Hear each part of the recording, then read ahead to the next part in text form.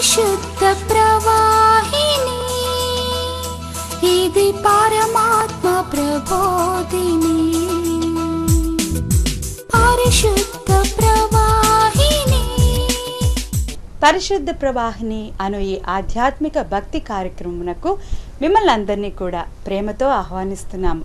రండి, ఈ కార్యక్రమము చూసి దైవ ఆశీర్వాదాలు పొంద.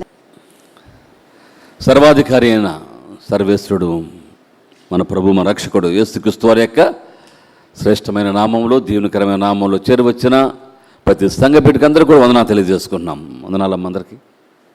ఒక మనిషి నిలబడి సాక్ష్యం చెబుతున్నాడంటే he had tasted the benefits and or the blessings from God. దేవుని దగ్గర నుంచి ఆశీర్వాదాలు రుచి చూడకపోతే తప్ప మనిషి సాక్ష్యం చెప్పలేడు, అవునా?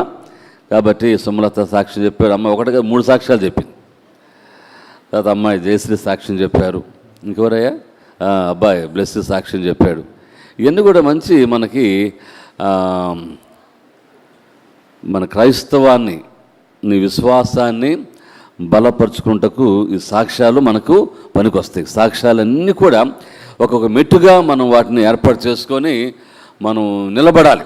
నిలబడటం అంటే ముందుకు కొనసాగాలి. విశ్వాసమును కర్తయు దానిని కొనసాగించేవాడైన యేసు వైపు చూచు, ఎటు చూడకూడదు కదా.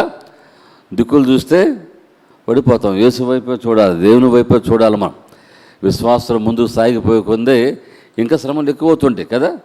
ఎందుకంటే శోధకుడు శోధిస్తూనే ఉంటాడు. కాబట్టి మనం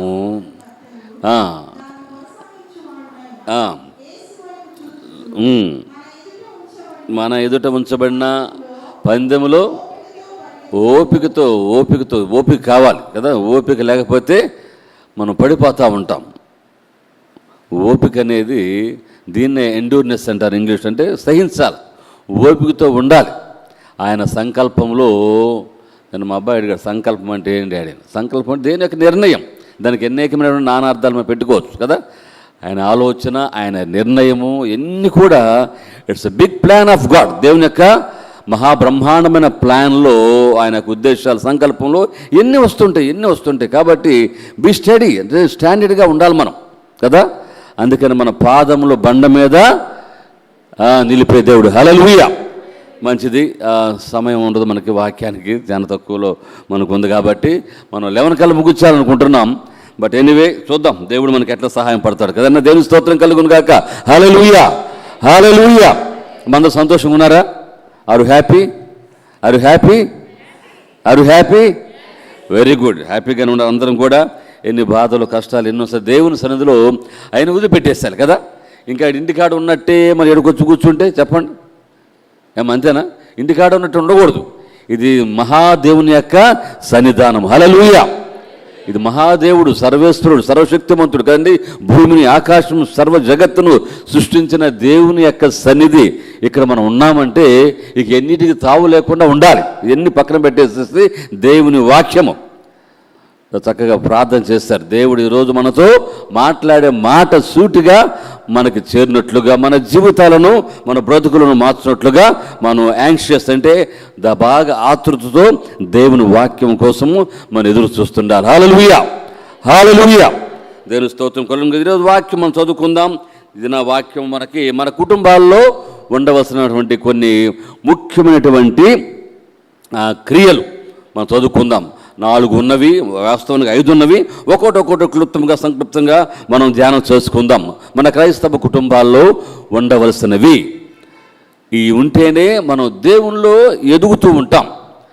it shows how much we grow in Christ when you have this 5 virtues. అంటే ఈ గుణాలు, ఈ పద్ధతులు మన కుటుంబాల్లో మనం అవలంబించుకోవాలి. దేవుని స్తోత్రం కలుగును గాక. హల్లెలూయా. సరే, అందరూ ఓట్లు వేశారమ్మా? వేసారా?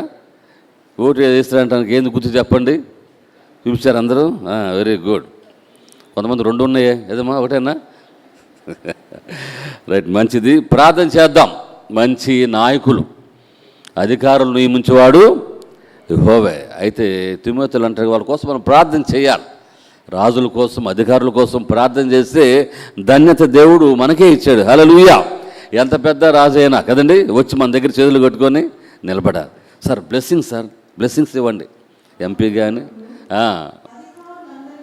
అధికారులందరి కొరకును విజ్ఞాపనలను, ప్రార్థనలను, యాచనలను హెచ్చరించుచున్నాము. ఏమవసరం ఈ మాట రాశారు చెప్పండి అమ్మా. సో మనకి పరిపాలకులు కావాలి కదండి, నాయకులు కావాలి, మంచి పరిపాలన, గుడ్ గవర్నెన్స్ మనకు కావాలి, గుడ్ రూల్స్ మనకు కావాలి. కాబట్టి మనం ప్రార్థన చేయాలి. మంచిదే, అందరూ కూడా మేము ఎన్ని చెప్పినా మీ హృదయాల్లో ఎవరికి వేయాలనుకుంటే వాళ్ళకే వేస్తుంటారు.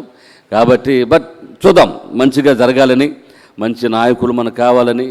ఈ కడవరి దినాల్లో చాలా జరిగిద్ది కదండి.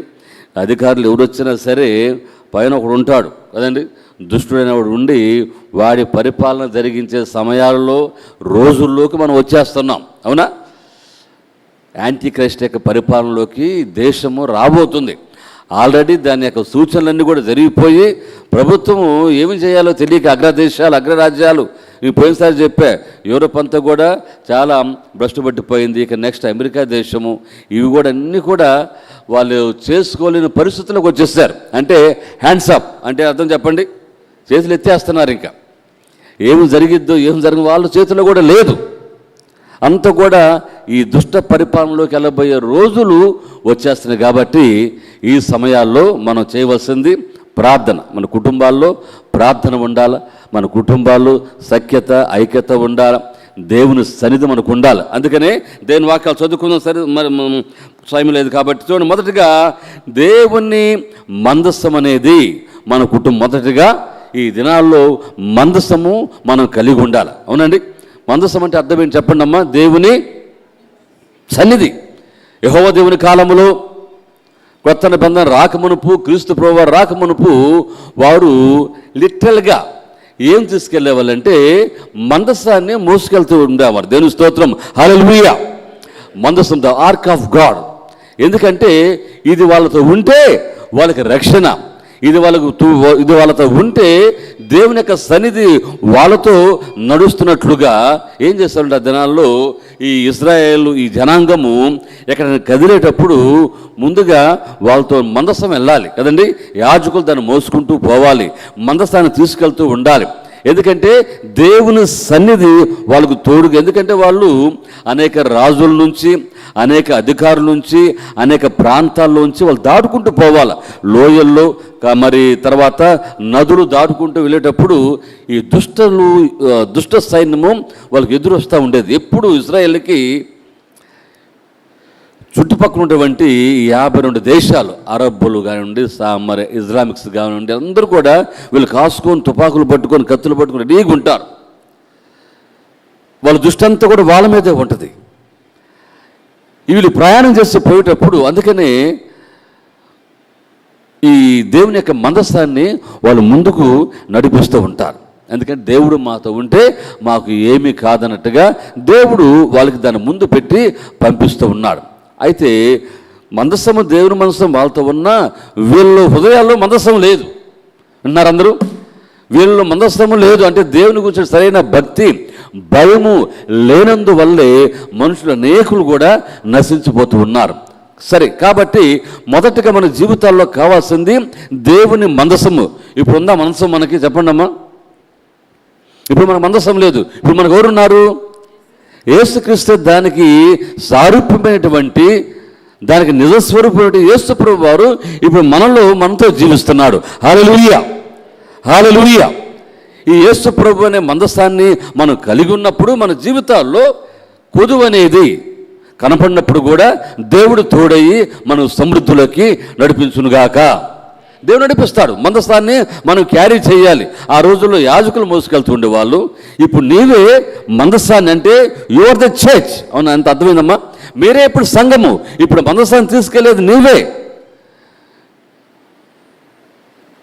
It's not your sowing as a Christian by going to church. అంటే నువ్వు సంఘానికి వెళ్ళటం ద్వారా నువ్వు క్రైస్తవుడు గాను, లేకపోతే ఇంకొకరు కనపడవు, కానీ నీలో క్రీస్తు నిలువెత్తు కనపడాలి. హల్లెలూయా. మన క్రియల ద్వారా కానీ, మన పద్ధతి ద్వారా కానీ, మన నడవడిక ద్వారా కానీ we have to show Christ in our daily life. That is our life style. ఇదే మనకు కావాల్సింది. సరే, దేవుని యొక్క వాక్యంలోకి వెళ్దాం. చూడండి, దేని యొక్క వాక్యం మనం గమనించినట్లే చూడమ్మా, దయచేసి గబగబా తీద్దాం. 2 సమూయేలు 6వ అధ్యాయము 2 సమూయేలు 6వ అధ్యాయము 6 నుంచి 13 గబగబా చదవండి. మనకు సమయం లేదు, చాలా సమయం అయిపోతాం.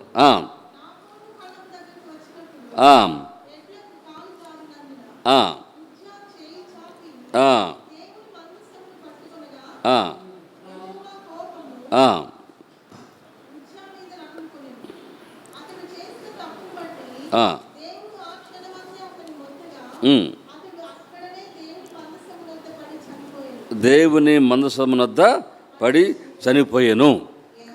యెహోవా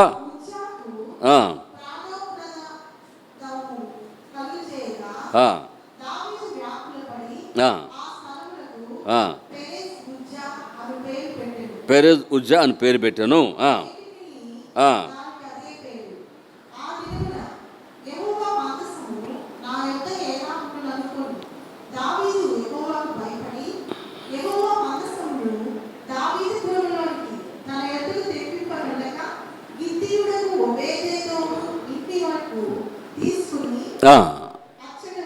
అచ్చట ఉంచెను. యెహోవా మందసము 3 నెలలు ఇత్తీయుడగు యెహోవా అతని ఇంటి వారందరినీ ఆశీర్వదించెను. దేవుని స్తోత్రం. హల్లెలూయా. అందరూ దేవుని స్తోత్రం చేద్దాం. హల్లెలూయా, హల్లెలూయా. ఈ మాట జాగ్రత్తగా వినండి. మందసం అనేది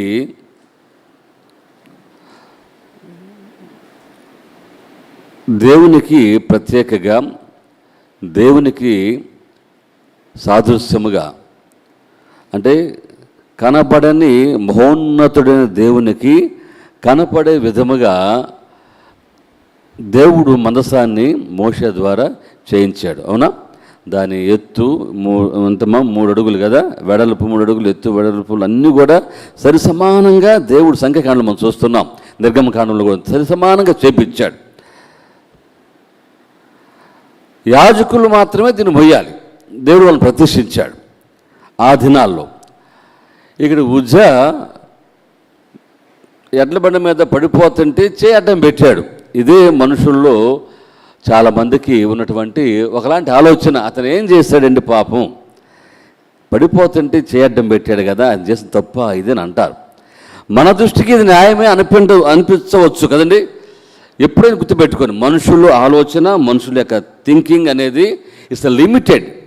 ఎప్పుడైతే చెప్తా, మనము దేవుని దృష్టిలో దేవుని ఆలోచన చాలా అల్పమైన వాళ్ళం.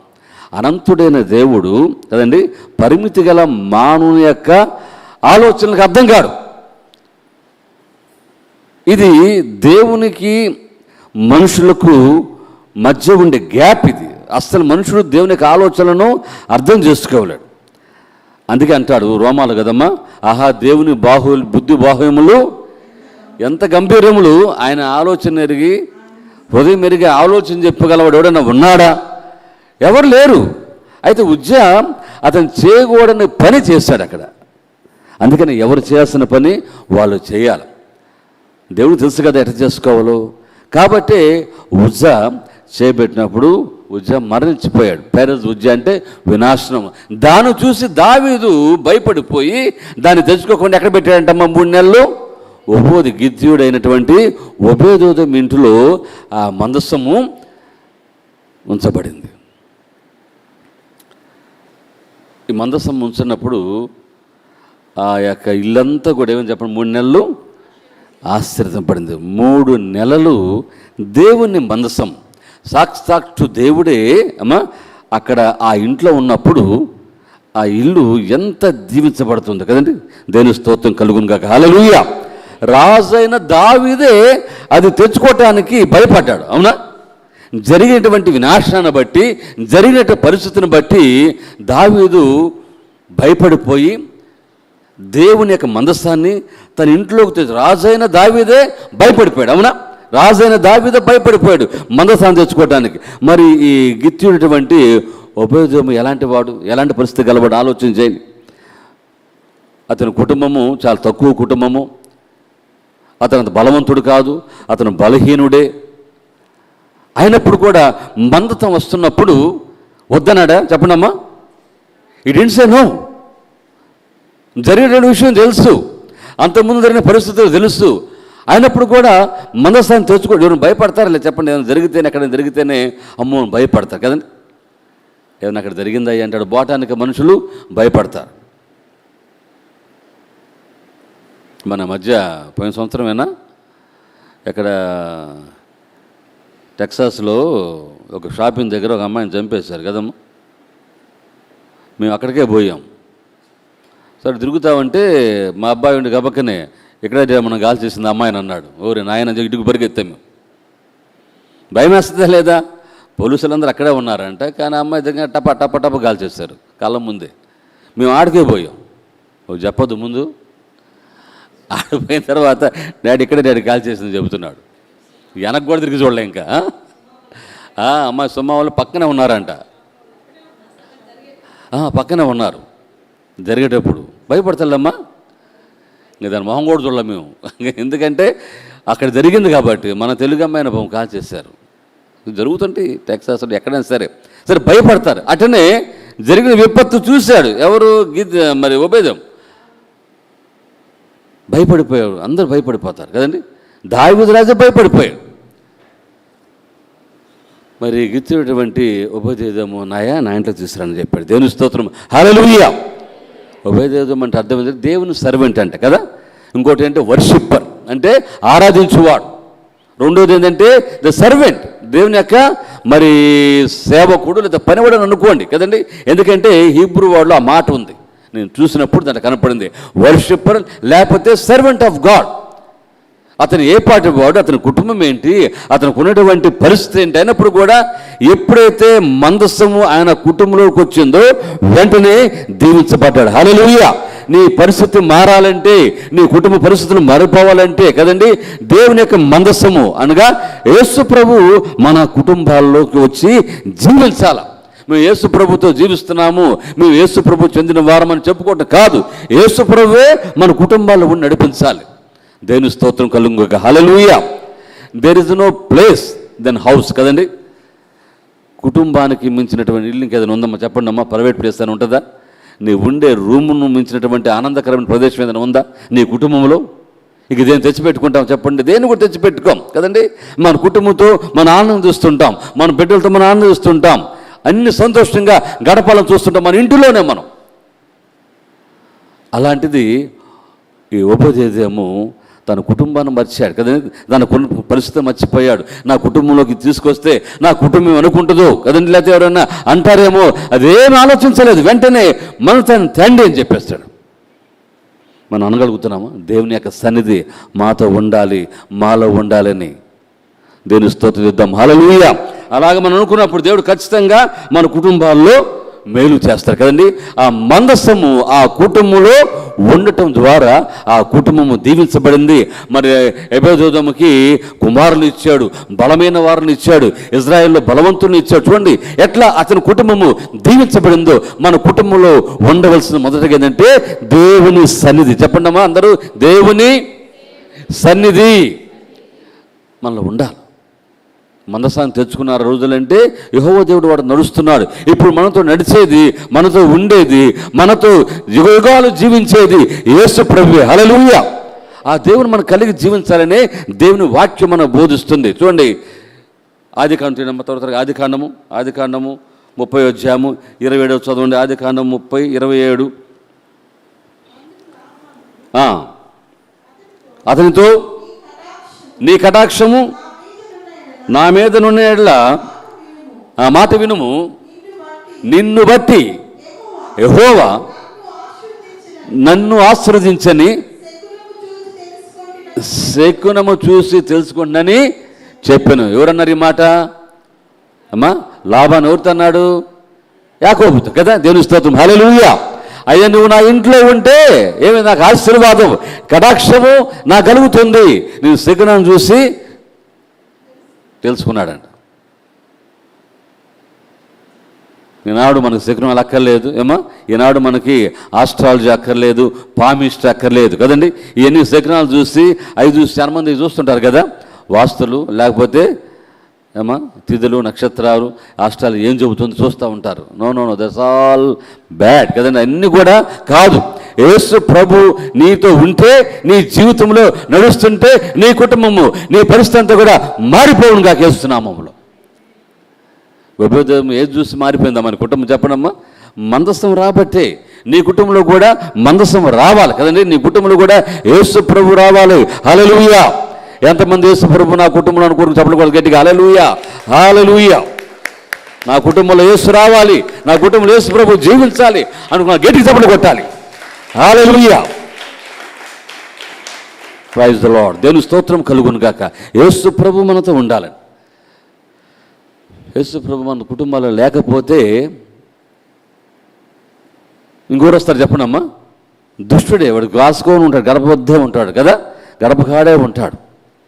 యేసు ప్రభుని హృదయంలో లేకపోతే అందుకే అన్నాడు, ఇదిగో నేను హృదయం యొద్ద నుండి తలుపు తడుతున్నాను అని. ఎక్కడ ఉన్నాడు? మన హృదయం మన వాక్య దగ్గర నిలబడతాడు కదండి. నువ్వు తలుపు తీస్తే ఆ నీళ్ళకి వెళ్తాడు. ఇక్కడ గీత్యుడైన ఇవ్వదేమో తలుపు తీశాడు కదండి. తన కుటుంబం వారంతతో కూడా తలుపు తీశాడు, ఆయన రూమ్ తెరిచాడు. నీ హృదయ గది తెలిసినప్పుడు దేవుడు నీళ్ళు ఉండాలి కదమ్మా.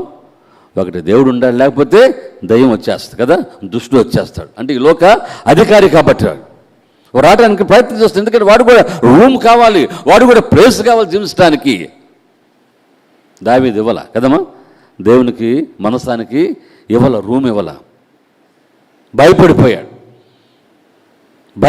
ఏమైపోయిద్దని. నాడు ప్రపంచంలో చాలామంది మేము క్రైస్తవులుగా మారితే, యేసు ప్రభువుని అంగీకరించుకుంటే మాకేమైద్దో, మాకేం కలిగిద్దో. నాకు అమ్మ సాక్ష్యం చెప్పింది, నాకు ఏది జరిగినా కూడా ఏమైనా సరే నీవే నా దేవుడు, నన్ను కాపాడితే కాపాడలేకపోతే తీసుకో. That is the faith. Not by sight, we walk by faith. దేవుని స్తోత్రం హల్లెలూయా. మనం చూపు ద్వారా కాదు కదా, మన విశ్వాసం ద్వారా మనం జీవిస్తున్నాం. హల్లెలూయా. ఎఫెసీ 3:7-8 ఇది మీ వలన మీరు విశ్వాసము ద్వారా కృపచేతనే రక్షింపబడి ఉన్నారు. విశ్వాసం ద్వారా ఒకటి ఫెయిత్, 2 గ్రేస్. 2 ద్వారా మనం రక్షింపడ్డాము, మనం నడుస్తున్నాము దేవునిలో. ఇది గుర్తుపెట్టుకోవాలి. మనం ఏదో సొంతగా మనం తయారు చేసుకోను అయిపోవటం కాదండి కదా. నో. మీరు విశ్వాసం ద్వారా కృపచేతనే రక్షింపబడి ఉన్నారు. ఇది మీ వల్ల కలిగింది కాదు. మీరు ఏది చేసుకున్నా సరే మీ వలన కదా, కేవలం దేవుని బాహుల్యమును బట్టే, ఆయన కృపను బట్టే మనం రక్షింపబడి ఉన్నాము. హల్లెలూయా. ఉందా మందసం మన కుటుంబాల్లో? మొదటిది మందసాన్ని మనం తెచ్చిపెట్టుకోవాలి. రెండో మాట కూడా మనం చదువుకుందాం. 39:5 ఆదికాండం 39:5 ఇక్కడ ఎవరున్నారంటే యోసేపు ఉన్నాడు కదమ్మా. ఇక్కడ యోసేపు ఉన్నాడు. ఇక్కడ కూడా మాట చదువుతా, గబకం చదవండమ్మా. యోసేపును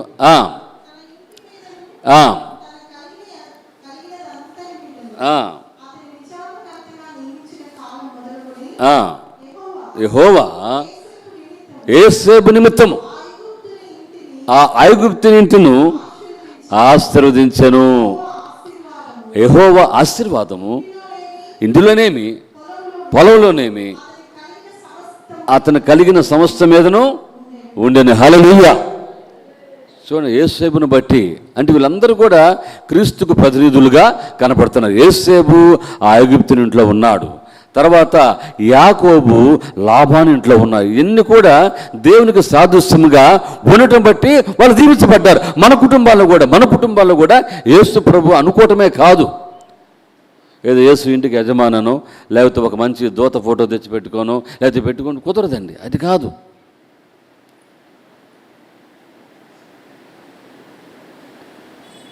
క్రియలు కనపడాలి మనలో. ఏమంటారు యాకోబు అంటాడమ్మా, క్రియలు లేని విశ్వాసము మృతము. క్రీస్తు కలిగిన క్రియలు నువ్వు చూపించాలి. నీ కుటుంబంలో, నీలో, నీ సమాజంలో నువ్వు చూపించాలి. క్రీస్తునందు ప్రియమైనటువంటి దేవుని బిడ్డ ఆలోచించాయి. యేసు ప్రభుని మనం కలిగి ఉన్నాం. చూడండి, యేసు ప్రభుని కలిగి ఉండటం అంటే నాకు ఎప్పుడు ఇదే జకర్ ఏం చేస్తాడు చెప్పండి అమ్మా. ఏం చేశాడు? యేసు ప్రభు ఇంట్లో పిలుచుకున్నాడా? మనకి అదే మేడి సైడ్ మీద కూర్చుని ఎక్కయ్యే గుర్తొస్తాడు కదమ్మా. ఇంట్లో పిలుచుకుని జక్కయ్య మనకు గుర్తురాడు కదా. రాయ్యా నా ఇంటికి రా పిలుచుకున్నాడు, వచ్చేసాడు. నీ ఇంట్లోకి వస్తానంటే రమ్మన్నాడు, వద్దన్నాడా? రాయ్యా నా ఇంట్లోకి రా. మొత్తం బయట పెట్టాడు. జీతం అంతా గుడ్డంతా బయట పెట్టేస్తాడు. ఆయన పాపను ఒప్పుకున్నాడు. అది క్రియలతో కూడిన విశ్వాసం. పేదోళ్ళకి ఇచ్చేస్తాడు. తర్వాత అమ్మ ఎవరో దగ్గర తీసుకున్నాడు, అంతా కూడా ఇచ్చేస్తాడు. అంటే అతని లైఫ్ మారిపోయింది. యేసు ప్రభు నీ కుటుంబంలో ఉంటే, నీ జీవితంలోకి ఆయన ఎంటర్ అయితే నీ జీవితము కంప్లీట్గా మారిపోవాల్సిందే. ఇకలోకసారిగా ఇకలోకొస్తుడిగా నువ్వు కనపడదు కూడా. యువర్ అవుట్ స్టాండింగ్ పర్సన్ కదా. నీ జీవితం అంతా కూడా ప్రత్యేకమైనదిగా కనపడాల. ఈ అంత్యకాలంలో ప్రభు రాకడ దినాల్లో మనలో మొట్టమొదటిగా ఉండవలసింది మందస్సు, అనగా క్రీస్తును మనం చూపించే విధానంగా మనం ఉండాలి కదండి. అంటే దాని అర్థం ఏంటంటే యేసు ప్రభుకి మనం చోటు ఇవ్వాలి. ఎవరు చోటు ఇవ్వాలమ్మా? యేసు ప్రభుకు చోటు ఇవ్వాలి. చూడండి రోమా 1:28 ఒక మాట చూడమ్మా. వాళ్ళు అక్కడంట యేసు దేవునికి చోటు ఇవ్వలేదంట. తెలుసా మీకు? నేడు కూడా ప్రపంచంలో చూడండి, రోమా 1:20 చదువునమ్మా.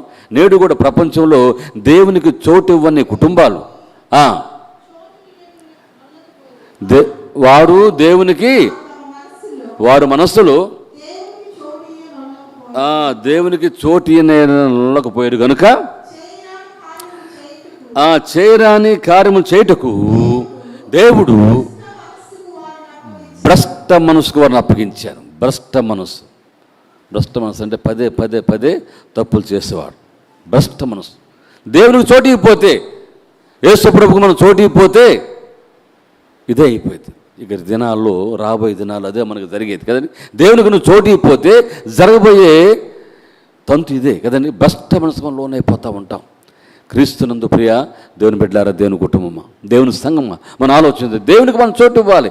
దేవునికి మనం చోటు ఇవ్వాలి. దేవునికి మనం చోటు ఇవ్వాలి. Have a place for Jesus Christ. అనేటికి ప్లేస్ పెట్టుకుంటూ ఉంటాం కదండి. అనేటికి మనం ప్లేస్ ఏర్పాటు చేసుకుంటూ ఉంటాం. మన కుటుంబాల్లో ఇది ఎక్కడ ఉండాలి, అది ఎక్కడ ఉండాలి, అది ఎక్కడ ఉండాలని మన అన్నిటికీ మన ప్రత్యేకమైన ప్లేస్లు ఉంటా ఉంటాయి కదా. టీవీకి ఒక చోట, తర్వాత ఇంకేం పెడతారమ్మా చెప్పాలా, ఫ్రిడ్జ్కి ఒక చోట, ఇంకోటి ఫోన్ ఉండేది ఒక చోట, లేకపోతే ఇంకా అన్నీ పెట్టుకుంటాం కదా. పెట్టుకుంటే ప్రత్యేకమైన చోటు ఉంటుంది. మళ్ళీ యేసు ప్రభుకి, క్రీస్తుకి చోటు ఇస్తున్నామా మనం? ఇంట్లో కాదు కదా, మన ఇంట్లో కాదు, మన హృదయాల్లో యేసు ప్రభుకి చోటు ఇవ్వాలి. దేవుని స్తోత్రం కలుగుగాక. హల్లెలూయా. సరే, మనం రెండు వెళ్తాం. వాల్యూ కదండి, వాల్యూ మనం ఇవ్వాలా. దేవునికి వాల్యూ ఇవ్వాలి. మనం అన్నిటికీ వాల్యూ ఇస్తాం. దేవునికి వాల్యూ లేకపోతే కదండి మనకేం మిగలదు. ఉంటుందా? ఏమన్నా ఏముండదు.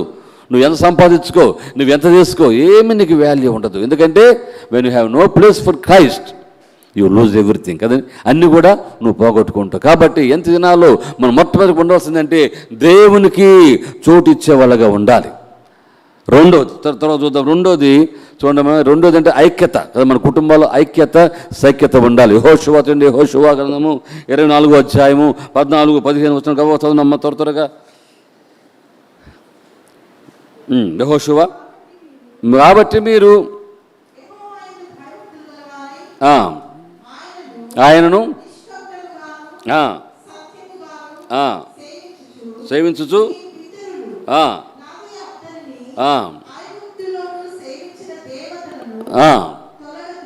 తొలగదోసి యెహోవానే సేవించుడి. తర్వాత యెహోవాను సేవించుట మీ దృష్టికి కీడని తోచిన మీరు ఎవరు సేవిస్తారో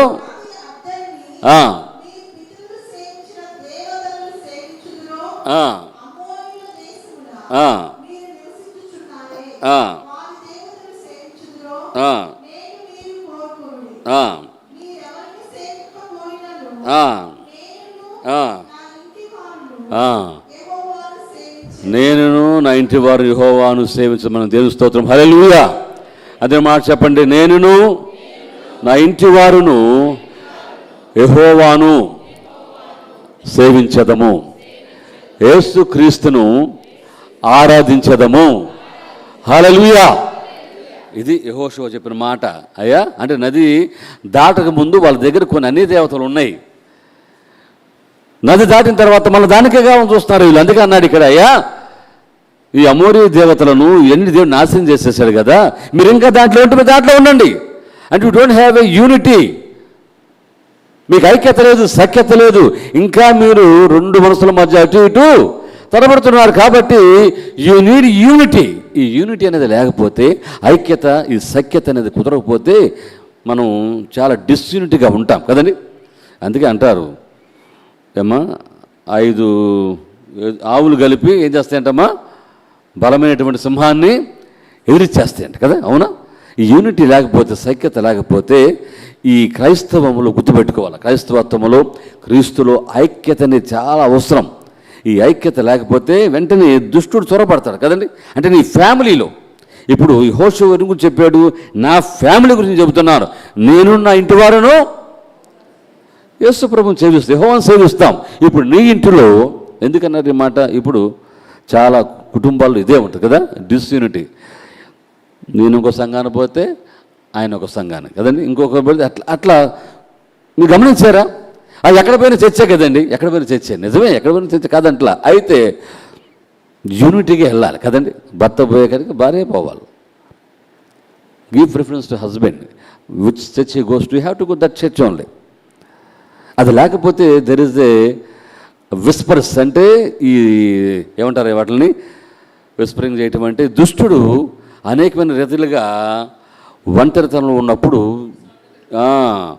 నీలో చాలా చెడుని తీసుకొచ్చి నీళ్ళు పెడతాడు. ఇది నిజమేనా కదా, ఇది నిజమేనా, లేకపోతే ఇది కరెక్టే కాదా అనేది పెట్టేసి అక్కడ డిస్యూనిటీ చాలా, అందుకనే సులువుగా చిక్కులు పెడతాడు సైతాను. గుర్తుపెట్టుకొని, ఈ సిద్ధాంతం కరెక్టా, ఆ సిద్ధాంతం కరెక్టా, ఈ పాస్టర్ గారు కరెక్టా, ఆ పాస్టర్ గారు కరెక్టా, ఇది న్యాయమా కాదా, ప్రతి వారం కానుక ఇవ్వాలా, లేకపోతే ప్రతి వారం పిడుకులు బియ్యం తేవాలా, లేకపోతే బాప్తిసం ఎప్పుడు తీసుకోవాలి, చిన్నప్పుడే పెద్దప్పుడే మధ్య వయసులోనా, ఏమి గుర్తొస్తున్నాయి మీకు కదా. మనుషులు ఇలాంటి భేదాలు పెట్టి ఐక్యత లేకుండా చేసి అసలు గుడికే పోకుండా, చాలా మంది అమెరికా దేశంలో గుడికి బారు, వింటున్నారమ్మా, గుడికి బారు. ఎందుకంటే వద్దులేండి, ఎందుకు వచ్చిన గొడవ గుడికి, ఆ బోధ వినాలి, ఈ బోధ వినాలి, ఈ బోధ వినాలి ఆపి చాలామంది ఈ విధంగా జీవిస్తూ ఉంటారు. Disunity in the family. కాబట్టి వీ నీడ్ వన్నెస్, అంటే ఐక్యత కావాలి, సఖ్యత కావాలి. అందుకని యెహోషువ అన్నాడు, అయ్యా మీరు ఎటు వెళ్తారు వెళ్ళండి, మేము మాత్రము, నా కుటుంబం మాత్రము యెహోవానే మేము సేవిస్తాం. ఈ అంత్య దినాల్లో, ఈ కడవరి దినాల్లో నీ కుటుంబము, యువర్ ఫ్యామిలీ. ఇక్కడ చర్చ్ అంటే అర్థం చెప్పడమ్మా, gathering of many families called as a church కదండి. అన్ని కుటుంబాలు కలిపి ఇక్కడ ఒక కుటుంబముగా, దేవుని స్తోత్రం, hallelujah. This family of God, దేవుని సంఘము, దేవుని కుటుంబము. దేవుడు ఎక్కడి నుంచి చూస్తాడమ్మా చెప్పడమ్మా, ఎక్కడ 2, 3 ఉంటారు కుటుంబం దేవుడు కోరుకుంటాడు. బైబిల్ చాలా కుటుంబాలు ఉన్నాయి కదా, దేవుడు కోరుకున్న కుటుంబాలు. కాబట్టి దేవుడు కుటుంబంగా దేవుడు కోరుకుంటున్నాడు, హల్లెలూయా. కాబట్టి యెహోషువ అన్నాడయ్యా, నేనును నా కుటుంబము యెహోవాను సేవిస్తాం. మేము ఐక్యత కలిగి జీవిస్తాము కదా, మేము ఐక్యత కలిగి జీవిస్తాము. చూడండి, దేని యొక్క వాక్యంలో ఐక్యతకి నిదర్శనమైన ఒక వ్యక్తి ఉన్నాడు బైబిల్లో. చూడండి 133వ కీర్తన, 133వ కీర్తనలో ఏ మాట అందరికీ తెలిసిన మాట కదా, సహోదరులు కలిగి ఉంటే ఎంత మేలు, ఎంత మనోహరమా. ఎవరి తల మీద? అహరోను తల మీద పోయబడి అంచుల వరకు దిగజారిన పరిమళ తైలవలె ఉండును. అహరోను మోషే కంటే పెద్దోడు కదమ్మా, అయినప్పుడు కూడా అహరోను తగ్గించుకున్నాడు. తెలుసా మీకు, అహరోను విషయంలో చాలా మరి ఒబీడియన్స్ ఉంది. ఎదుగో నీ అన్న వస్తున్నాడు అహరోను, ఆయన నీకు తోడుగా ఉంటాడని చెప్పినప్పుడు అహరోను ఎక్కడ దీవించినట్లుగా గణపరిచినట్లుగా మనం చాలామంది కనపడదు. అయితే అహరోను యొక్క ముఖ్యమైన పని ఏంటంటే యాజకుని పని. అతను కుమారులు దేవుని యొక్క మందస విధానంలో ఆయన ఎక్కువగా వాడుకున్నాడు. దేవుని స్తోత్రం, హల్లెలూయా. అహరోను తగ్గించుకొని జీవించాడు. అందుకనే అహరోను గురించినటువంటి ఈ ప్రత్యేకమైన కీర్తన రాయబడింది కదా, అహరోను గడ్డ మీదుగా కారిన పరిమళ సువాసన. దేవుని స్తోత్రం, హల్లెలూయా. ఎక్కడైతే ఐక్యత ఉంటుందో, ఎక్కడైతే సైక్యత ఉంటుందో అక్కడ పరిమళ సువాసన ఉంటుంది. నీ కుటుంబంలో ఐక్యత ఉండాలి, నీ కుటుంబంలో సైక్యత ఉండాలి. అహరోను దానికి నిదర్శనం. పెద్దవాడైనప్పుడు కూడా తగ్గించుకొని దేవుని చిత్తానికి లోబడి మోషేతో కూడా కొంతకాలం కలిసి పనిచేసి దేవుని కార్యాన్ని నెరవేర్చాడు. ఎందుకంటే సఖ్యతతో ఆయన ముందు ఎవరు మాటలు వినలా. చూడండి అపోస్తల కార్యములు చూడండి, మా అపోస్తల కార్యం 20వ అధ్యాయము 30, 31 వచనాలు, అదేవిధంగా రోమా 16, 17, 18 వచనాలు చూడండి త్వరగా. అపోస్తలు 20, 30, 31. మరియు శిష్యులను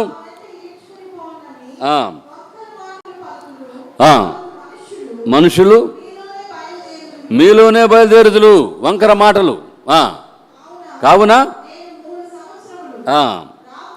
రాత్రింబ ప్రతి మనుషునికి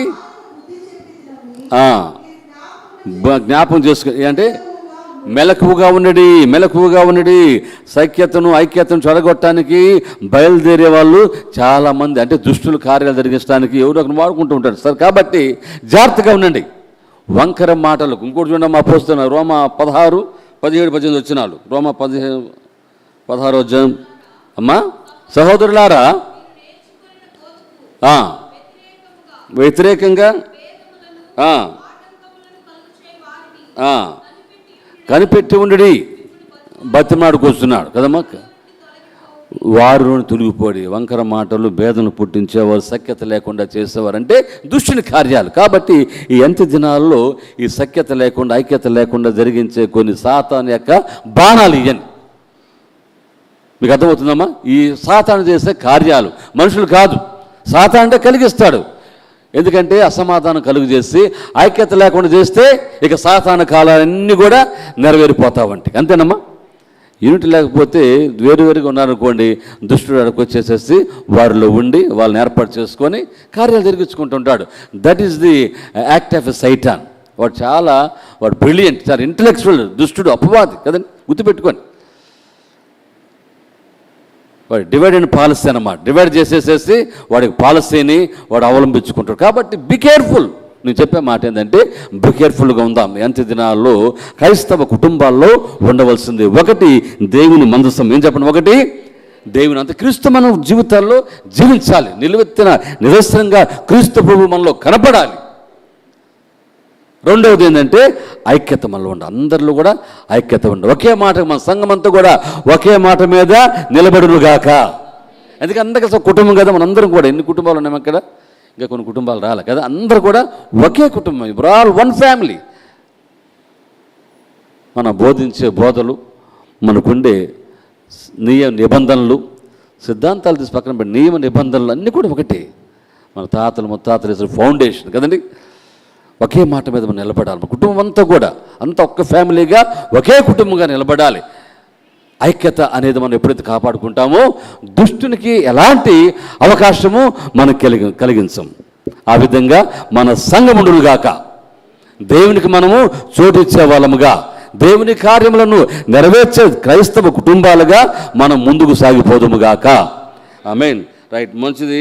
రెండో చదువుకున్నా ఇంకా చాలా ఉన్నాయి కానీ చెప్పలేండి. మూడవది ఏంటంటే చెప్పి ముగిచేస్తాను, టైం అయిపోయిందా. మూడవది కుటుంబ ప్రార్థన. ఏందో చెప్పండి అమ్మా. కుటుంబ ప్రార్థన కలిగి ఉండాలి. ఈ కుటుంబ ప్రార్థన లేకపోతే చాలా బాధాకరం. కుటుంబ ప్రార్థనలు కుటుంబంలో లేకపోతే ఇక దుష్టునికి ప్రార్థన అనేది ఆయిల్ లాంటిది. ఏంటమ్మా చెప్పండి అమ్మా. దీపంలో ఏముండాలా, ఎలగాలంటే ఒత్తి ఆయిల్ ఉండాలి కదా, నూనె అనేది ఉండాలి. ఈ ప్రార్థన కూడా కుటుంబాల్లో వ్యక్తిగతంగా ప్రార్థన ఉండొచ్చు, తప్పులేదు, ఉండాలి కూడా. That's your personal Christian life. అయితే కుటుంబంగా ప్రార్థన లేకపోతే మాత్రం చాలా కష్టం. నేను చేసుకుంటున్నాను ప్రార్థన, okay, but what about your family? నీ కుటుంబం. బైబిల్లో చాలా కుటుంబాలు ఉన్నాయి కదమ్మా. చూడండి, రోమపత్రికలో మనం చూస్తున్నాం. ఎవరున్నారు అక్కడ చెప్పండి? 10వ అధ్యాయంలో ఎక్కడమ్మా? అపోస్తలుడు కొర్నేలు ఉన్నాడా? తన కుటుంబం వారంతా కూడా కలిసి అతను ప్రార్థన చేసుకుంటున్నాడు. అవును, చూడండి అమ్మా మాట చదువుతున్నమాట. అపోస్తలుడు 10:3 చదవండి. అతడు ఇంటి వారందరితో కూడా దేవుని యందు భయభక్తులు కలవాడి ఉండి ప్రజలకు బహుధర్మం చేయొచ్చు, ఎల్లప్పుడూ దేవునికి ప్రార్థించేవాడు. ఏమన్నా కుటుంబంతో కలిసి.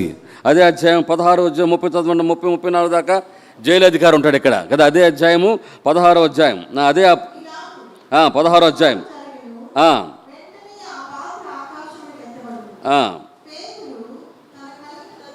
16వ అధ్యాయం 30-34 చదువుతున్నారా అమ్మా? 16వ అధ్యాయం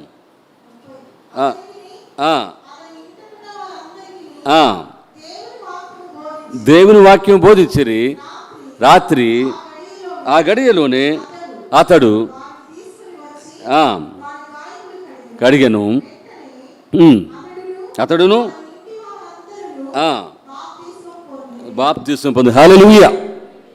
ఇక్కడ కూడా కుటుంబం ఉంది కదమ్మా, గుర్తుపెట్టుకోవాలి. కుటుంబ ప్రార్థన ఉండాలి. కుటుంబమును దేవుడు కోరుకుంటున్నాడు. మూడవది ఏంటంటే చూడమ్మా, అదే అపోస్తలుగా 18:7-8 వచ్చినాడు. ఇక్కడ యూస్తు అను ఒకడు ఉన్నాడు. చదువుకోండి.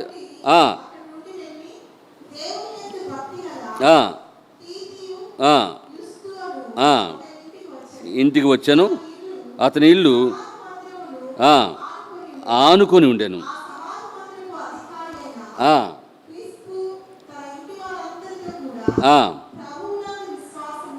ప్రభువునందు విశ్వాసం ఉంచింది. దేవుని స్తోత్రం. హల్లెలూయా.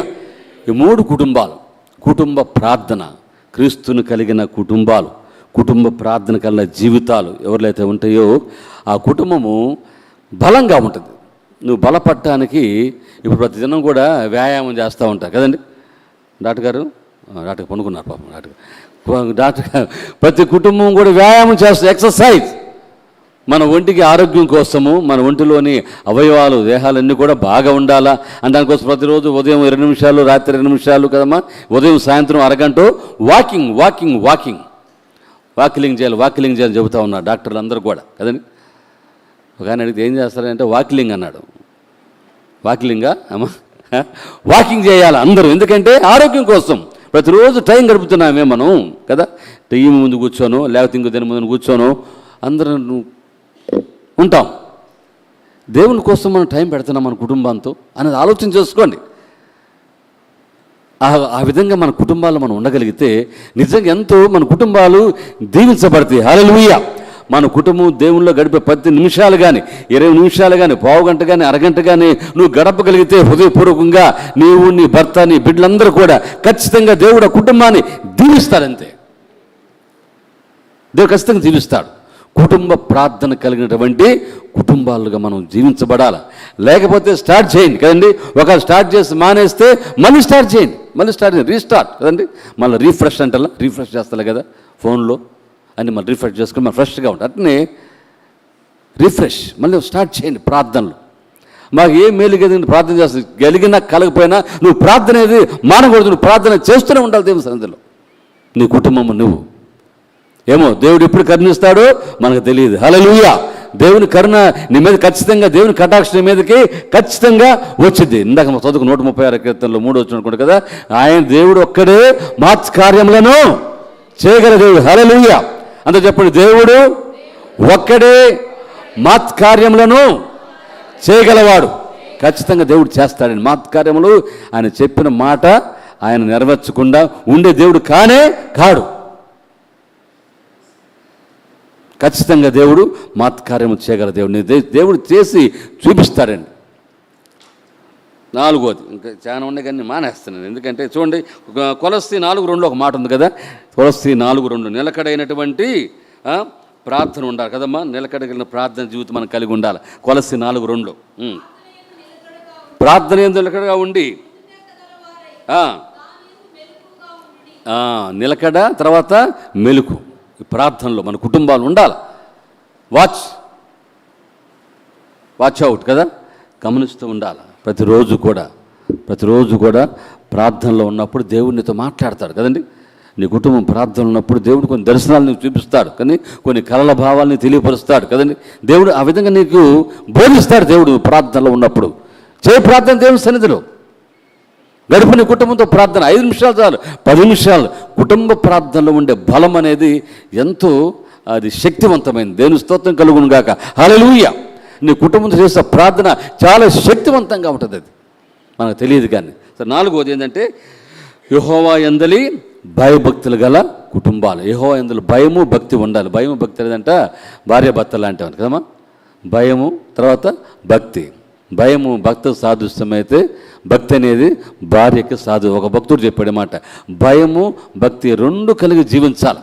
2 ఉండాలా, భయం ఉండాలా, భక్తి ఉండాలి. అందుకని అంటే 128 కీర్తనలో యెహోవా యందలి యెహోవా యందు భయభక్తులకి ఆయన త్రోవలు నడిచేవారు అందరూ కూడా ధనులే కదండి. మనకు భయం ఉండాలా, భక్తి ఉండాలి. భయం ఉంటే భక్తి ఉండదు, భక్తి ఉంటే భయం ఉండదు. చాలా భయం. మీటింగ్ పెడుతున్నామంటే ఇదిగోండి నాకు 2 బస్తాలు బియ్యం ఇస్తున్నానండి. ఎందుకంటే దేవుడికి ఇవ్వకపోతే దేవుడు మనల్ని శపించేస్తాడండి. చాలామందికి ఉండే ఇది ఒక వంకర ఆలోచన, తప్పుడు ఆలోచన.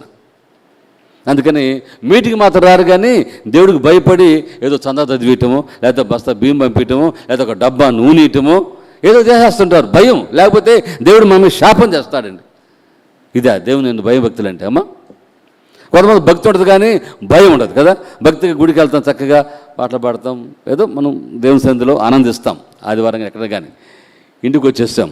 ఇంటికి రాగానే అమ్మా ఏదో ఒకటి జరిగిద్ది, అవునా?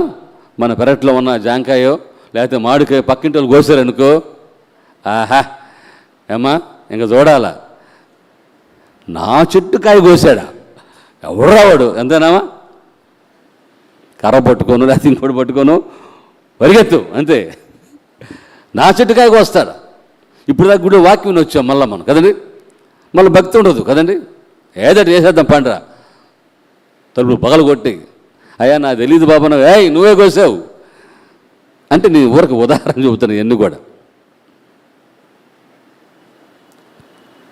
మీ అబ్బాయి పేరు ఏవుబండి, వాడు రాత్రిపూట జోబులు కొడుతుంటాడు. మళ్ళా ఇదే భయం ఉంటే భక్తి ఉంటుంది, పేరు మాత్రం పెట్టుకుంటాం కదండి మనం. ఇది కాదు మనకు కావాల్సింది. మన క్రైస్తవ కుటుంబాలు భయభక్తులు గల కుటుంబాలుగా దేవుని కనపడాలి. నీ కుటుంబం చూసినప్పుడు ఈ కుటుంబము దేవుని యందు భయభక్తులు గల కుటుంబరా ఇదని చెప్పాలి. కాబట్టి క్రీస్తునందు ప్రియ దేవుని బిడ్డలారా, దేవుని వాక్యం మనలో స్పష్టంగా మాట్లాడుతుంది. నీ వాక్యాన్ని ముగిస్తున్నాం, మనకు టైం లేదు కాబట్టి దయచేసి ఈ కడవరి దినాల్లో మొదటిగా మనకు ఉండవలసింది మొదటి ఏం చెప్పండి, దేవుని యొక్క మందస్సు ఉండాలి. రెండవది ఐక్యత సఖ్యత కలిగి ఉండాలి. మూడవది ప్రార్థన జీవితం మనం కలిగి ఉండాలి. నాలుగవది యెహోవాయందు భయభక్తులు మనం కలిగి ఉంటే, నాలుగు మన కుటుంబాల్లో ఉంటే ఇట్స్ 4 వాల్స్. మనం ఇల్లు కట్టుకుంటాం కదండి, ఏం కట్టుకుని 4 గోడలు ఉంటాయిలే కదా, ఫ్రంట్ బ్యాక్ ఆ సైడ్ ఈ సైడ్ ఉంటాయి, 4 వాల్స్ అనమాట. ఎందుకని శత్రువులు రాకుండా, లేకపోతే ఇంకోటి రాకుండా లోనికి మనం గోడలు కట్టుకుంటాం. ప్రొటెక్షన్ కదా, ప్రొటెక్షన్ చేసుకుంటాం. అంటే ఈ 4 కానీ మన కుటుంబాలు ఉండగలిగితే అపవాది రాడని కాదు, గుర్తుపెట్టుకోండి. వచ్చినా వాడు మనల్ని ఏం చేయడు. హల్లెలూయా. ఎందుకంటే వాల్స్ ఉంది కదా, ప్రొటెక్షన్ ఉంది, దేవుని కాపుదల ఉంది. అందుకని సైతాన్ అంటాడు యెహోవాతో కదా, దేవునితో, నువ్వు కంచె వేసావయ్యా, కంచె వేసుకో. ఎందుకంటే వేసుకోకపోతే ఈ కడవరి దినాల్లో ఏదో ఒక రూపంగా దుష్టుడు వచ్చి నీకున్న స్థితిని, నీకున్న యూనిటీని, నీకున్న ప్రార్థన జీవితాన్ని, నీ కుటుంబాన్ని, నీ మందస్థాన్ని తీసుకెళ్ళిపోవటానికి వాడు ప్రయత్నం చేస్తాడు. కాబట్టి don't give room to him. దానికి మనం స్థలం ఇవ్వకూడదు కదండి, మనం స్థలం ఇవ్వకూడదు. ఆ విధంగా ఉన్నట్లుగా మనం దేవుని సన్నిధానంలో ప్రార్థన చేసుకుందాం. బలమైనటువంటి మందస్థం అంటే క్రీస్తుని కలిగిన వారంగా మనం జీవిద్దాం కదండి. మనకి లోకంలో అనేకమైనవి ఉంటూ ఉంటాయి, అవి మనకొద్దు కదండి. భక్తుడు రప్పాడు కదా, ఏమంటే మనకి గొలియాతు బలం మనకు అక్కర్లేదు. కావాలమ్మా గొలియాతు బలం మనకు కావాలా చెప్పండి? గొలియాతు బలము మనకు అక్కర్లేదు. రెండవది మనకొద్దు ధనవంతుడి యొక్క ఐశ్వర్యము. అవసరం మనకి ధనవంతుడు ఐశ్వర్యం చెప్పండి అమ్మా. ఏం తీసుకెళ్ళగలిగాడు, ఏం తీసుకెళ్ళిపోయాడు కదండి. మనకొద్దు గొలియాతు బలము. తర్వాత రెండవది మనకొద్దు ధనవంతుడు ఐశ్వర్యం. మూడవది మనకొద్దు ఏంటది చెప్పండి అమ్మా, గుణములేని అందం మనకొద్దు. ఈ లోకంలో ఈ మనకు అక్కర్లేదు. దేవుని కలిగి ఉంటేనే మనకు చాలా ఆనందము. తర్వాత మనకొద్దు భక్తి లేని జీవితం. దేవుళ్ళు మనకి ఇవన్నీ మనకొద్దు. మనకు కావాల్సింది ఏంటంటే క్రీస్తులు కలిగిన సంతోషం కదా మనకు కావాలా. క్రీస్తు లేని సంతోషం మనకు అక్కర్లేదు. ఈ అంత్య దినాల్లో మనం ఎన్ని కూడా గుర్తుపెట్టుకోవాలా. కాబట్టి క్రీస్తు ప్రేమ దేవుని సంగమా దేవుని బిడ్డలారా, క్రీస్తుని కలిగి జీవిద్దాం, క్రీస్తులో మనం నడుచుకుందాం కదండి. మందస్సము కలిగి జీవిద్దాం, ప్రార్థన గల కుటుంబాలుగా ఉందాం, ఐక్యత కుటుంబాలుగా ఉందాం. అపవాదికి చోటికుండా దుష్టిని మనం పారదోల్దాం. అందుకనే దేవునికి లోబడి ఉండి అపవాదిని ఎదురించేది. అప్పుడు వాడి మెద్ద నుండి పారిపోయి ఎదిరించే క్రైస్తవులుగా ఉండాలి కదండి. బెదిరిపోయే క్రైస్తవులుగా కాదు, ఎదిరించే క్రైస్తవులుగా మనం జీవిద్దాం. అటు కృప దేవుడు మనకు దయచేయునుగాక. వాక్యాన్ని విని ఆత్మీయంగా మీరు ఎంతగానో బలపడి ఉన్నారని మేము నమ్ముతున్నాం. మీకు ఏదైనా ప్రార్థన అక్కర్లు ఉన్నట్లయితే తప్పకుండా మాకు తెలియచేయండి. మేము మా కుటుంబము సంఘము మీ అందరి కోసం ప్రార్థన చేస్తాం. అంతే కదండి, మీ గృహాల యొద్దకు వచ్చి మీకోసం ప్రార్థన చేయాలని మీరు కోరినట్లయితే మాకు ఫోన్ ద్వారా తెలియజేసినట్లయితే మా హన్నా ఉమెన్ ఫెలోషిప్ వారు మీ కుటుంబాల దగ్గరికి వచ్చి మిమ్మల్ని ఎంతగానో ప్రార్థనలో, దేవుని వాక్యంలో ఆత్మీయంగా మిమ్మల్ని బలపరుస్తారు. కనుక ప్రియమైన దేవుని బిడ్డలారా, మీ ప్రార్థన అక్కర్లకు మాకు తెలియచేయవలసిన మా చిరునామా పరిశుద్ధ ప్రవాహిని, post box number 28, Klowpeta, 6th line, Ongole.